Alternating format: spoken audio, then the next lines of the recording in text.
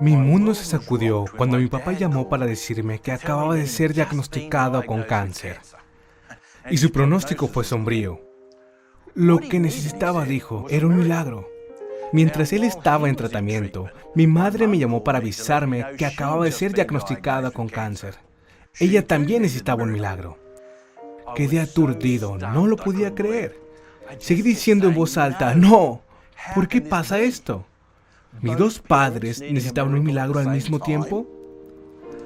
¿Pero realmente existen los milagros? Y si lo hacen, ¿cómo obtenemos uno? ¿Y qué pasa si el milagro, bueno, no llega a tiempo? Los mejores artistas de la historia han luchado con estas preguntas exactas. Hoy aprenderemos lo que tenían que decir sobre el misterio de los milagros. Y en el proceso trataré de darle sentido a lo que le sucedió a mi mamá y a mi papá. Comencemos con una pintura extraña de un artista bastante oscuro. Acompáñenme.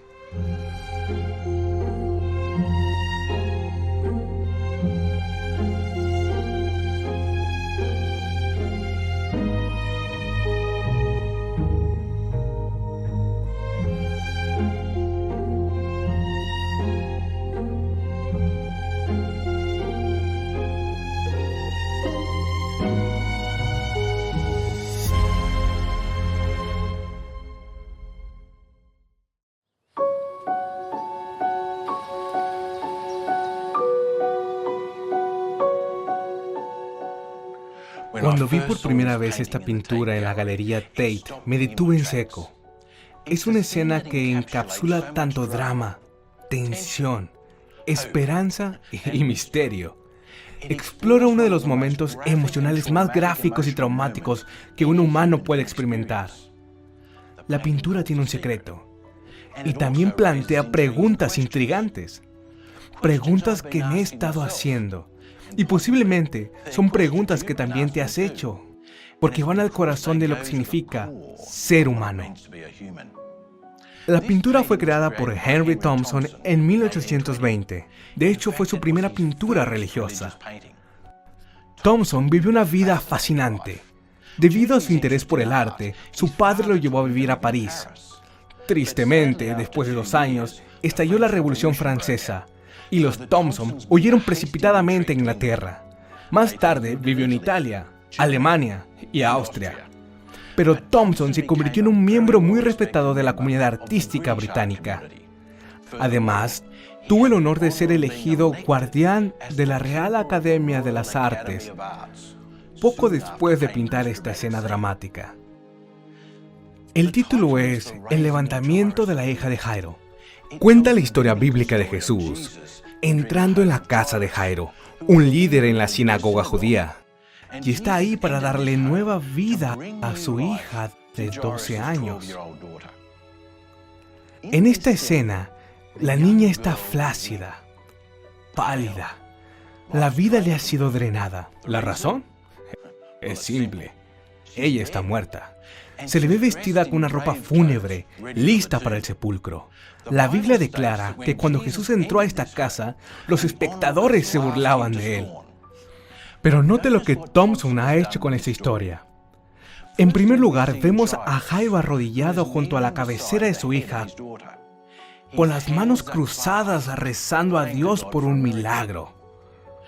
En la cabecera de la cama hay asistentes o posiblemente otros miembros de la familia apoyando la almohada y mirando atentamente. En la parte posterior de la pintura están Pedro, Santiago y Juan, preguntándose qué va a suceder. Jesús toma la mano inerte de la niña y levanta su brazo como un símbolo del poder milagroso que hay en el nombre de Dios. Detengámonos un momento y observemos a la madre. Su madre avanza desesperada, aguardando la esperanza de lo imposible. Podemos ver en su rostro su intensa preocupación, devoción pura y un toque de optimismo equilibrado con un dolor desesperado. Al lado de ella hay otro hombre. Él mira con un asombro desenfrenado. ¿Podría esta niña comenzar a respirar nuevamente? ¿Volverá el calor de su cuerpo frío? ¿El aire llenará sus pulmones nuevamente? ¿Su inerte cuerpo se animará con la chispa de la vida? ¿Cómo salió de ella el espíritu de la vida? ¿A dónde se fue? ¿Y cómo podría volver? Este no es el momento adecuado para sonreír, celebrar o agradecer. La pintura captura la anticipación desesperada, pero aún no la promesa cumplida de la resurrección. Es como un químico que ha compilado una fórmula precisa, pero no está seguro si funciona. Mira sobre una escena que no puede controlar. Sus ojos parecen decir, ¿sucederá? ¿Es esto algún truco? ¿Durará? ¿Y cómo le doy sentido a todo esto? Quizás lo leí en su expresión, porque esas no son exactamente las preguntas que me he estado haciendo. Mis preguntas comienzan con mi propia madre y padre. Al igual que muchos niños que crecieron en los 70s, mis padres se divorciaron. Ambos se volvieron a casar y reboté entre ellos. El divorcio es tan común hoy en día que lo vemos como algo normal. Pero cuando se trata de tus padres, puedo decirte que no hay nada normal al respecto. Algunos psicólogos dicen que el divorcio es más difícil para los niños que la muerte de un padre. ¿Por qué? Porque la muerte mata al que amas, pero el divorcio mata al amor mismo. A pesar de todo lo que sucedió, crecí muy cerca de mi papá y mi mamá. Me encantaba estar con mi padre. Y entonces me sentí devastado cuando le diagnosticaron cáncer. Cuando visitaba a mi padre en la sala de cáncer, mi madre me llamó para hacerme saber que acababa de recibir un diagnóstico de cáncer propio. Fue un cáncer de páncreas agresivo. Fue casi demasiado para digerir. Esta es una pintura de Phil Mackay, un artista australiano contemporáneo cuyo estudio se encuentra en Port Macquarie. Phil es un buen amigo, por lo que me pintó orando junto a mi papá. Me encantó cómo retrata a Jesús, que está tímidamente atento a los dos. Es una imagen hermosa que todos necesitamos cuando estamos gravemente enfermos, pero no es toda la historia. Verán, tanto mi madre como mi padre tenían terribles pronósticos. Ambos buscaron en Dios un milagro. Ambos obtuvieron el mejor tratamiento posible. Mi papá, él vivió. Los médicos lo llaman el hombre milagroso. Mi madre, después de 6 terribles meses, murió. No hay milagro para ella. ¿Por qué? Mamá, sé que oraste tan sinceramente como lo hizo papá. Sabes que lloré tan duro por ti como lo hice por papá. ¿Qué salió mal? ¿Por qué Dios no escuchó nuestras oraciones? ¿Por qué la dejó morir unos pocos meses después del diagnóstico? Papá fue sanado, pero tú, mi hermosa y amorosa madre, no. ¿Por qué? Volvamos a uno de los artistas más conocidos de la historia, para explorar lo que su obra nos cuenta sobre el desconcertante misterio de los milagros. Ya conoces este fresco como la creación de Adán de Miguel Ángel en la Capilla Sixtina. Miguel Ángel tardó 4 años en pintar la capilla, pero solo pasó unas pocas semanas en esta sección. Y sin embargo, se ha convertido en la parte más famosa.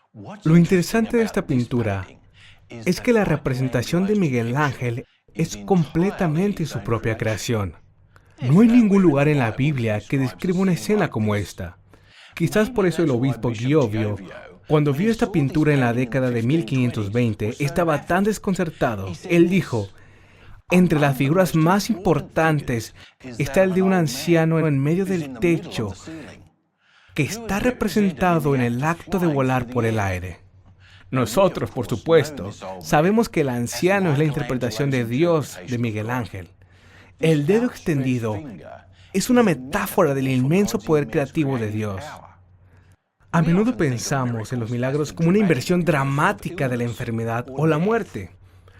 Pero lo que expresa esta pintura es que la existencia misma de la vida es el mayor milagro de Dios.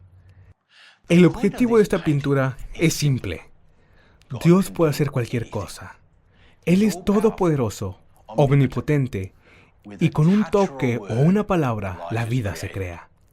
Pero ser omnipotente y elegir curar a las personas son dos cosas muy diferentes.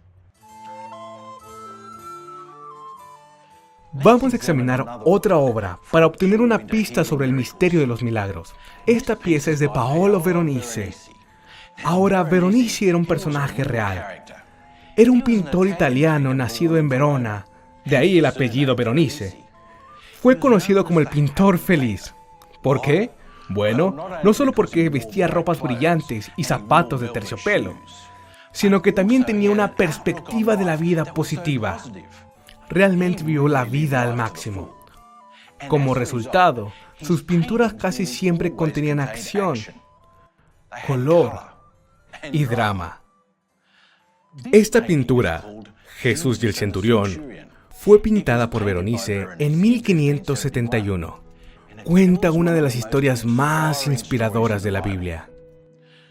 Me encantan los colores brillantes de los trajes contra el fondo blanco de la arquitectura. Nota cómo este centurión es tan humilde que está de rodillas con solo un niño pequeño sosteniendo su casco. Recuerden, ese es un líder del ejército romano, el ejército más poderoso que el mundo haya conocido. ¿Arrodillado frente a quién? ¿Un predicador itinerante de un pueblo conquistado que ni siquiera tenía su propio hogar? Esta pintura cuenta la historia de la curación por Wi-Fi, un milagro a través de la nube. Tal vez podríamos decir que es un ejemplo de integración de sistemas completos. ¿Ves que el centurión le dijo a Jesús que su siervo estaba paralizado y con mucho dolor? Jesús dijo, bien, vamos y lo sanaré. Pero el centurión dijo, no es necesario. Todo lo que necesitas hacer es hablar y mi siervo será sanado. En otras palabras, Jesús podría estar en donde sea, pero sé que si dices, sé sano, mi siervo será sanado. ¿Sabes lo que dijo Jesús sobre este centurión romano? Jesús dijo que nunca había visto una fe mayor que la fe que expresó el centurión. Y por supuesto, el siervo fue sanado en el mismo instante en que Jesús dijo, sé sano. La Biblia tiene muchas historias de curación que sucedieron antes y después de que Jesús vino a la tierra. Incluso hay historias de antiguos profetas y primeros cristianos que resucitaron de los muertos. ¿Y sabías que Jesús sanó más de lo que predicó? Hay más de 40 curaciones específicas descritas en los evangelios, y la Biblia también menciona a las multitudes curativas de Jesús, probablemente miles. Jesús sanó a jóvenes y viejos, hombres y mujeres, pobres y ricos, judíos y gentiles, creyentes e incrédulos. Claramente, la curación milagrosa es una parte del plan de Dios. ¿Pero cuándo y por qué? Viajé a Fátima, en Portugal. Este es un lugar famoso donde las personas van a ser sanadas. Había tiendas que vendían todo tipo de cosas para ayudar en el proceso. Por ejemplo, si tiene una pierna dolorida, puede comprar una pierna de cera y quemarla mientras ora. Aquí hay un pie. Incluso hubo cabezas en venta. Luego compré una botella de agua bendita. El objetivo es rociar el área que necesita ser sanada y luego rezar. Esta botella en particular que compré tenía una nota que decía que el Papa personalmente garantiza su función. De lo contrario, devolverían el dinero. Me pregunto si alguien habló con el Papa sobre esa garantía. Pero la Biblia pinta una imagen muy diferente de la curación. El libro de Santiago describe el proceso involucrado en pedirle a Dios sanidad. Primero, dice Santiago, si necesitamos algo, deberíamos hablar con Dios al respecto. Él es nuestro Padre. A Él le importamos. No debemos contenernos. Santiago continúa diciendo que si alguno de ustedes está enfermo, llame a los ancianos. No importa cuál sea nuestra enfermedad, psicológica, física o espiritual, o una combinación de las tres. Dios nos creó. Él sabe lo que nos mueve. Y cuando nos acercamos a Él, nos escuchará. Santiago también nos dice que debemos confesar nuestros pecados a Dios. Dios siempre está listo para perdonarnos y también está listo para ayudarnos a perdonar a los demás. Entonces Santiago dice algo que confronta. Él dice que la oración de fe salvará a los enfermos. ¿No sabía Santiago que los fieles cristianos también mueren? Por supuesto que lo sabía.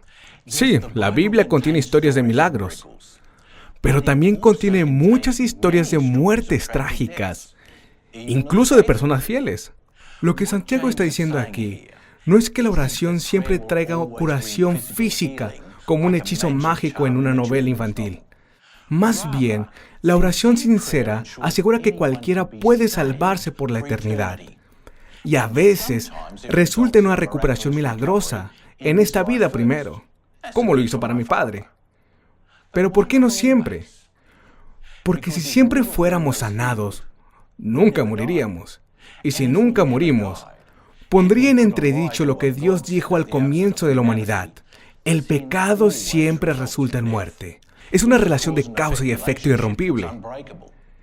Y la Biblia no satisface este hecho confrontador de la vida en un mundo pecaminoso.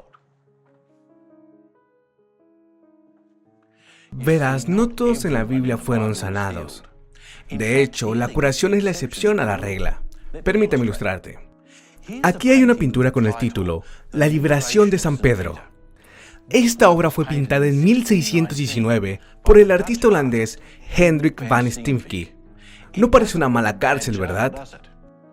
Este trabajo ahora se encuentra en la colección real en el castillo de Windsor.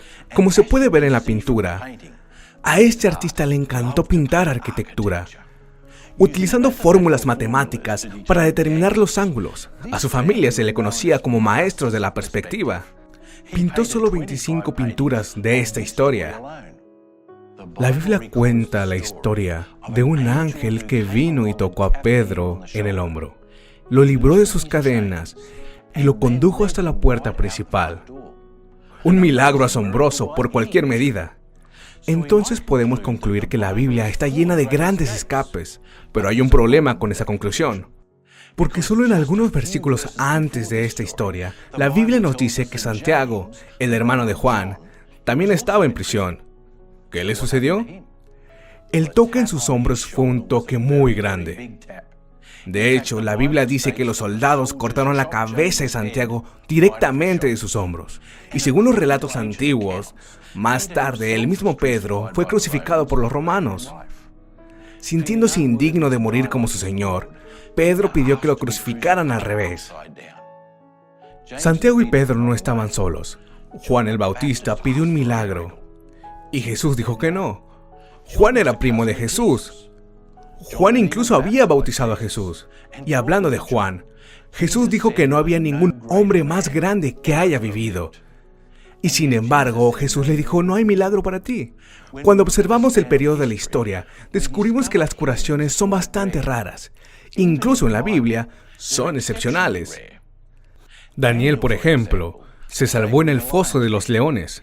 Pero muchos miles de primeros cristianos murieron en los coliseos romanos durante las grandes persecuciones. Esta es una pintura de Jean-Léon Gérôme, un artista francés muy venerado de mediados de los 1800, que pasó de moda con la llegada del impresionismo. Gérôme tituló esta pintura La última oración del mártir cristiano. Gérôme tardó 20 años desde el momento en que se le encargó esa pintura hasta que la entregó. Las figuras centrales son los cristianos que están a punto de ser consumidos por los animales salvajes para el entretenimiento de la inmensa multitud.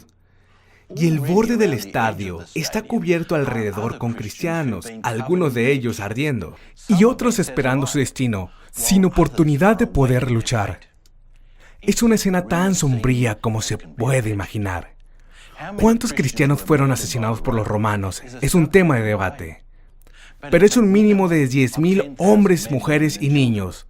Y el número probablemente sea más cercano a 100,000. La Biblia no cubre la falta de milagros. Simplemente observa cuando ocurren milagros y proporciona una cuenta sin adornos cuando no lo hacen. E incluso cuando ocurren milagros, no son permanentes.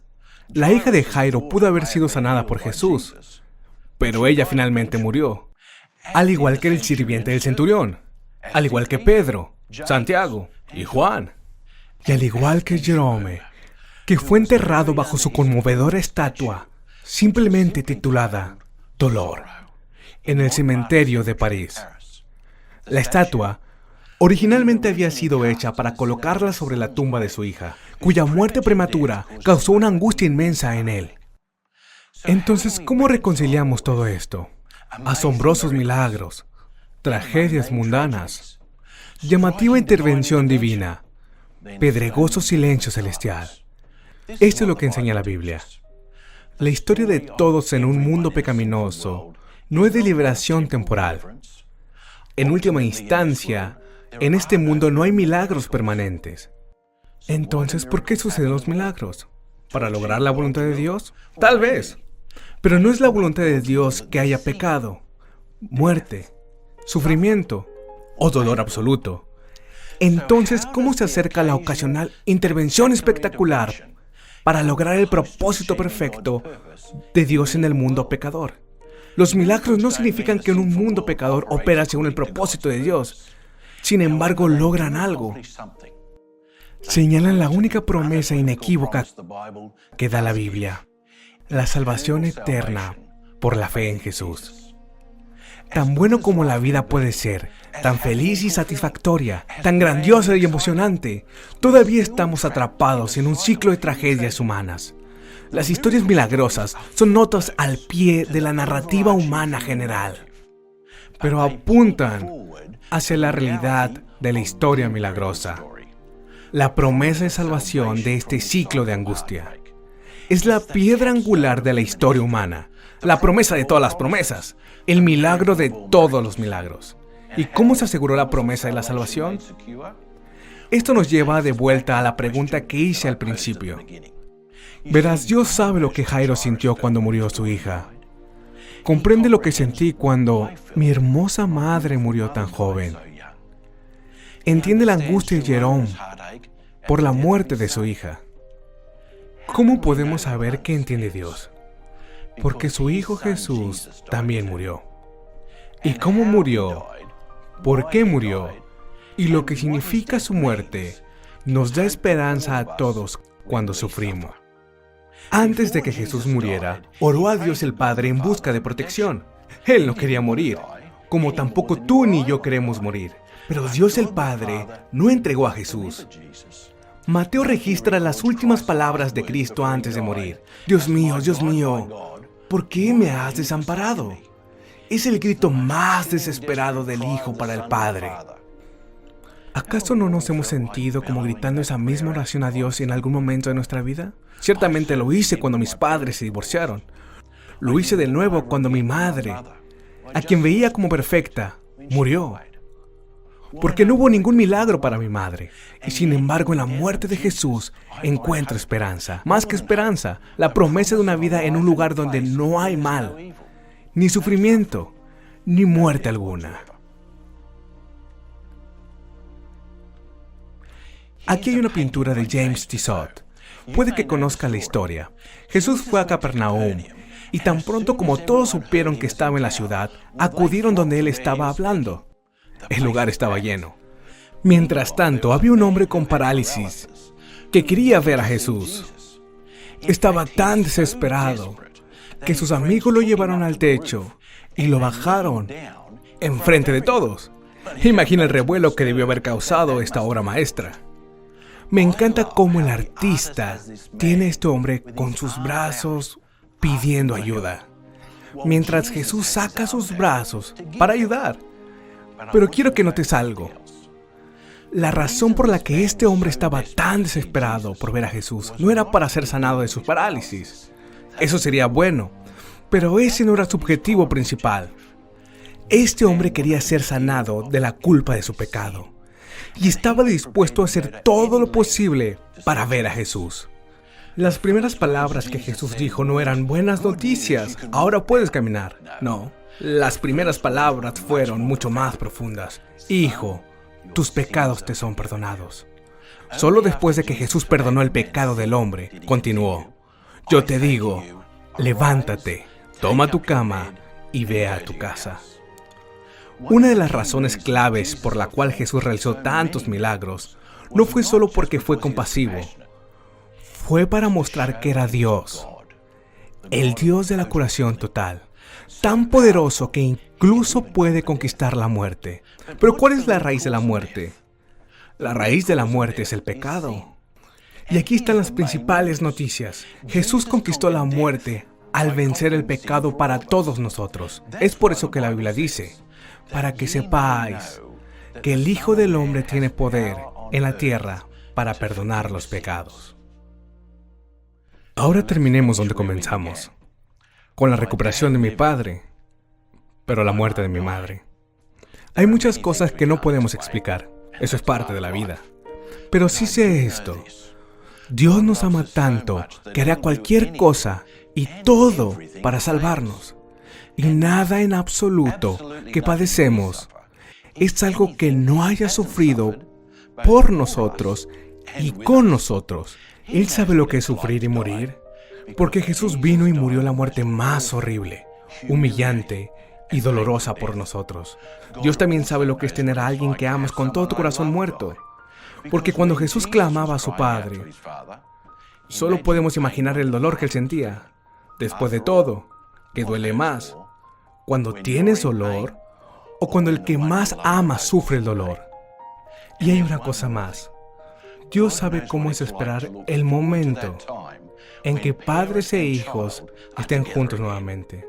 Porque su hijo murió, estuvo en la tumba, pero al igual que la hija de Jairo, Jesús se levantó entre los muertos y se reunió con su padre.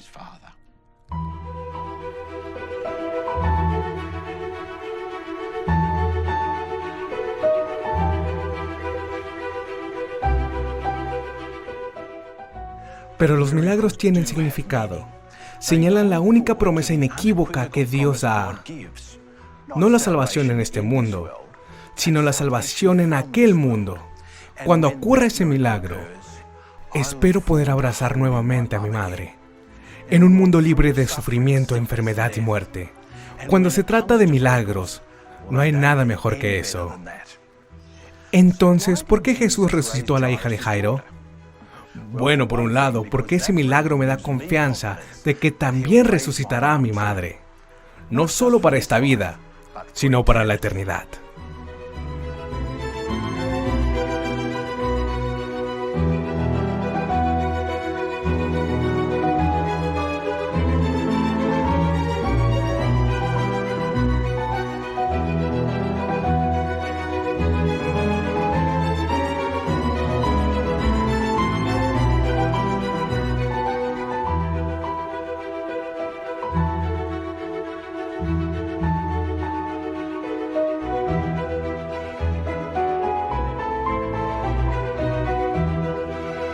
Traducido y doblado por Hope Channel Interamérica.